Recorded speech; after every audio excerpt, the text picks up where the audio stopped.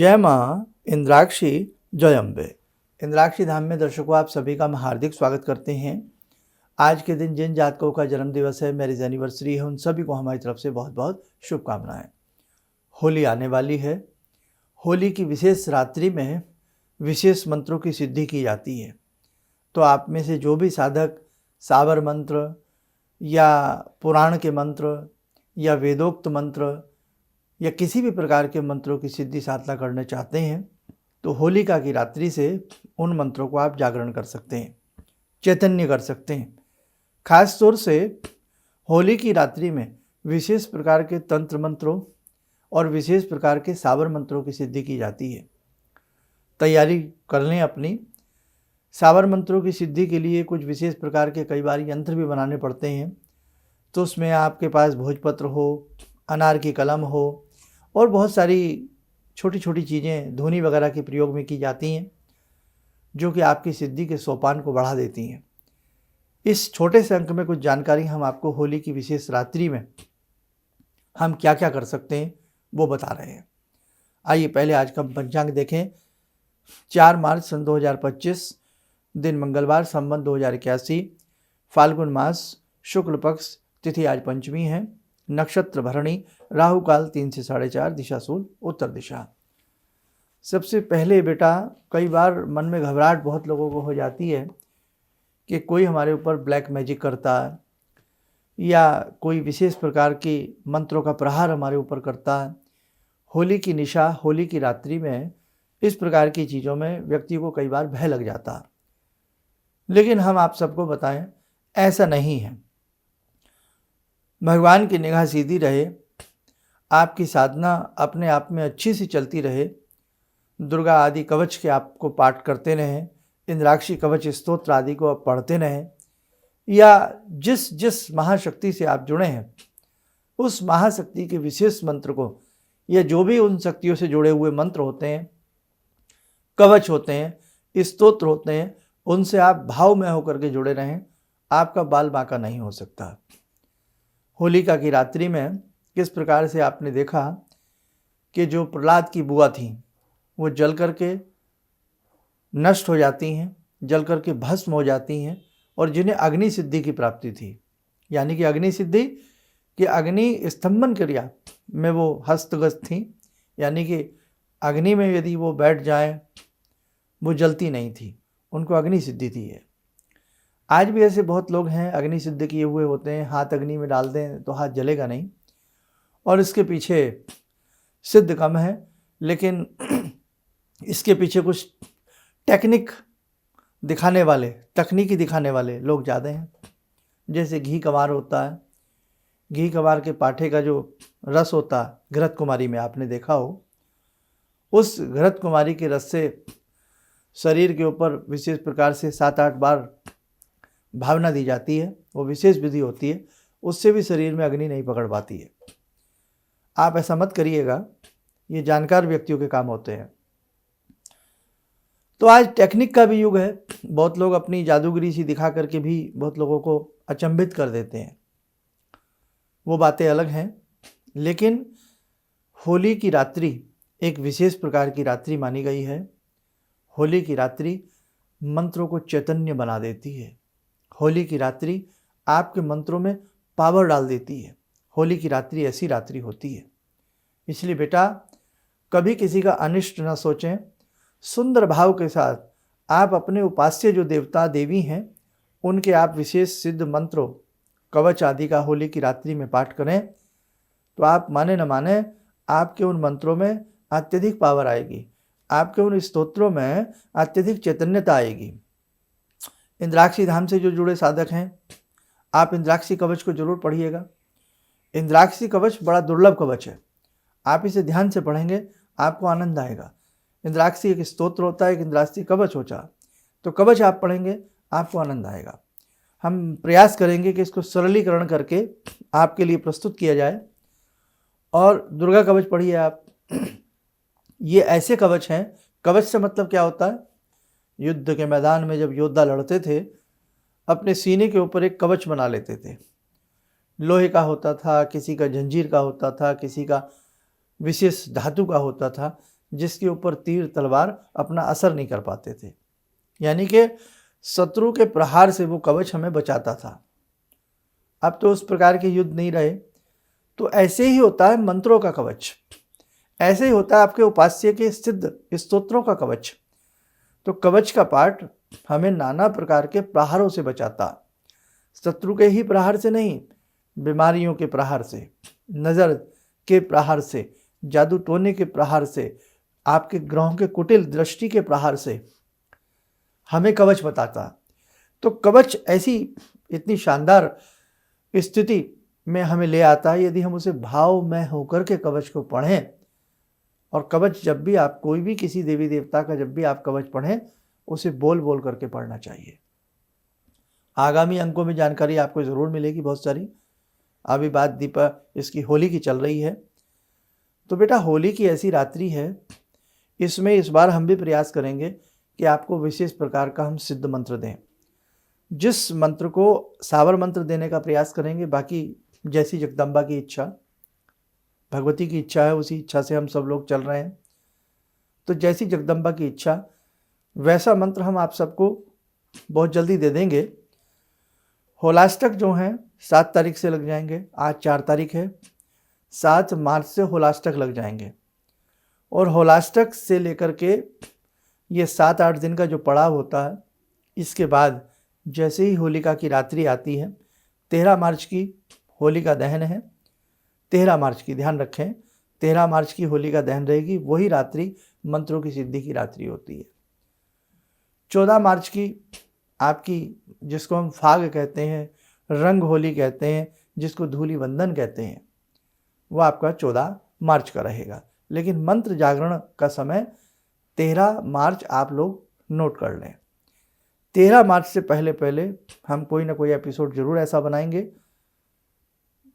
और आप उसे करिएगा।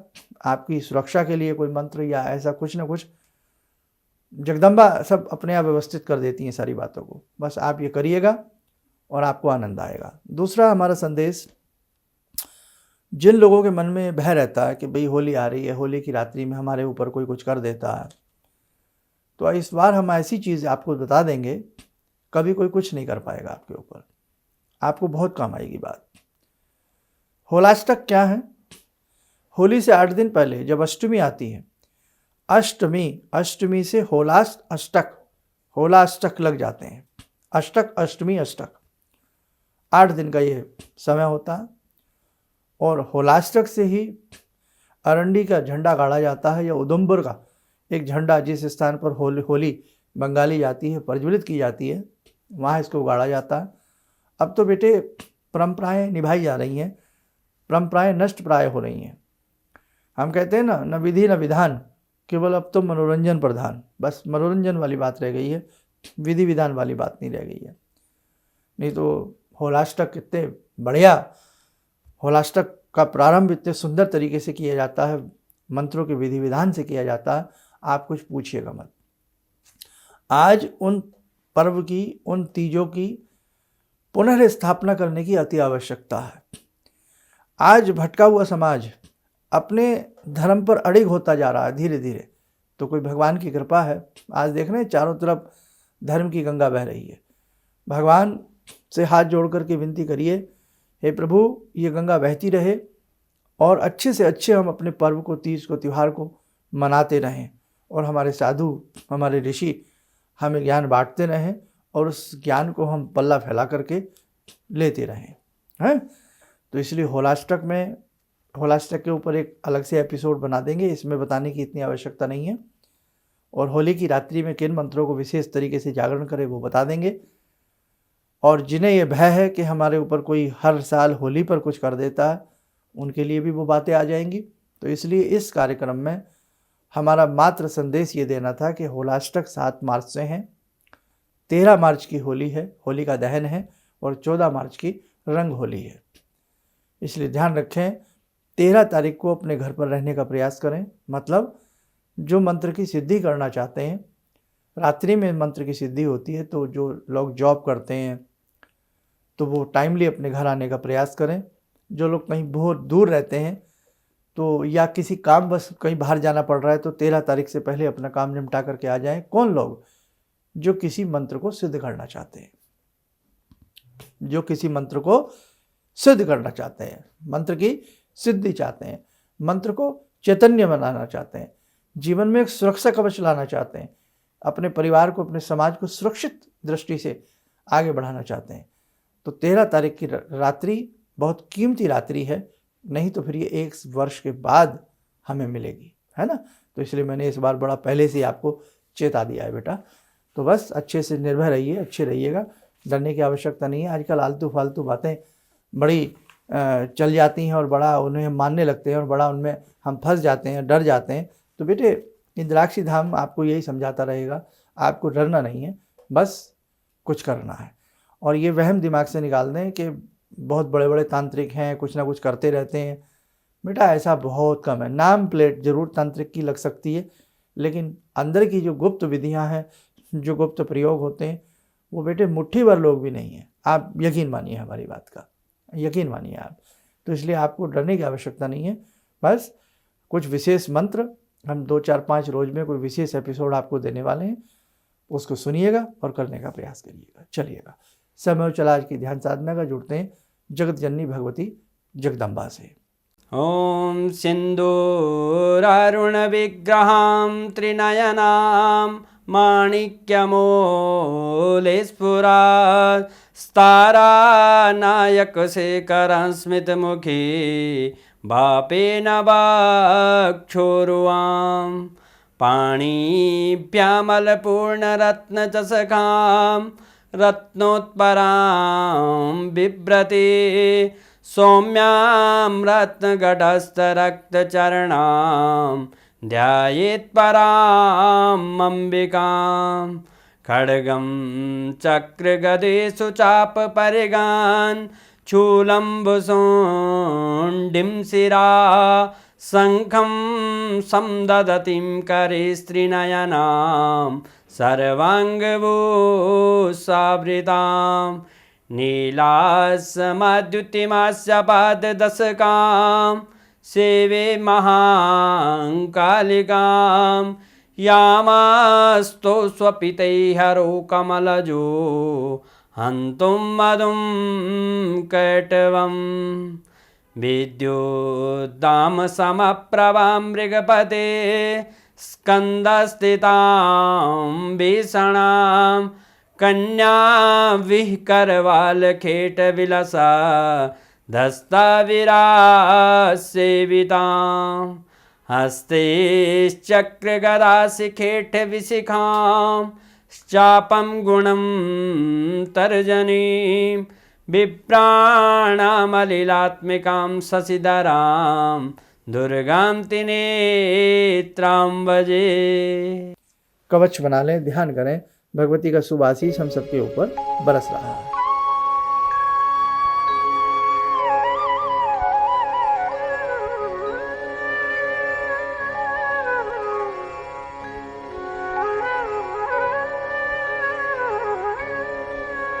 ओम बोलते हुए नेत्र खोलें, सामान्य हो जाए। देखो साधको, स्वयं कुछ करेंगे तो स्वयं कुछ पालेंगे। बहुत सारी बातें हैं जिन पर हम दूसरों पर आश्रित ना रहें।